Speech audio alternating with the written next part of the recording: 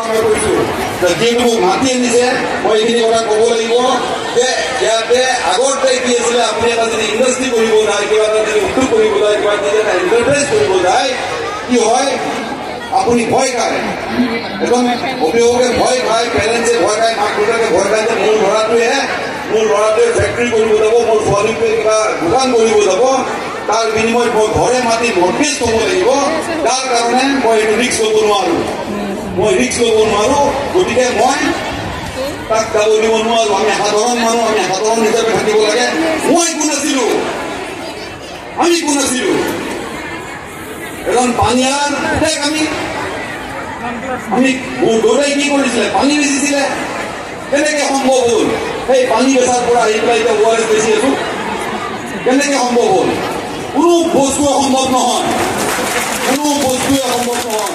আটাইতকৈ কি ডাঙৰ কথা নাই মই ক'ব বিচাৰিছো অভিভাৱকসকলক যে আপোনালোকে ৰিস্ক ল'ব নিদিয়ে ৰিস্ক ল'ব লাগিব ৰিস্ক ল'ব কিয় জানেনে আপোনালোকে মানুহৰ আটাইতকৈ ডাঙৰ ৰিস্ক কি জানেনে আটাইতকৈ ডাঙৰ ৰিস্ক হৈছে ৰিস্ক নোলোৱাটোৱে ডাঙৰ ৰিস্ক যোনে ৰিস্ক ল'ব নোৱাৰে তেওঁ কেতিয়াও আগুৱাই যাব নোৱাৰে নো ৰিস্ক নো গেইন আমাৰ MP ডাঙৰীয়াই কৈছে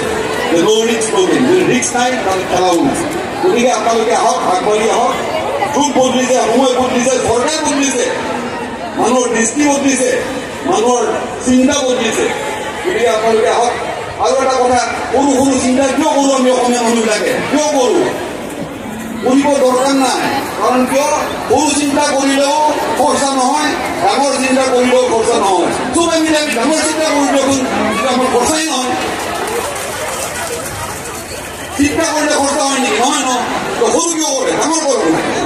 কৰক চবে মিলি পেলাই ডাঙৰ চিন্তা কৰক ডাঙৰকৈ ভাবক কথাবোৰ গতিকে মই আপোনালোকক এইখিনি কথা ক'লোঁ আৰু গৈ পেলাই মই বিচাৰোঁ যে আমাৰ ল'ৰা ছোৱালী ওলাই আহক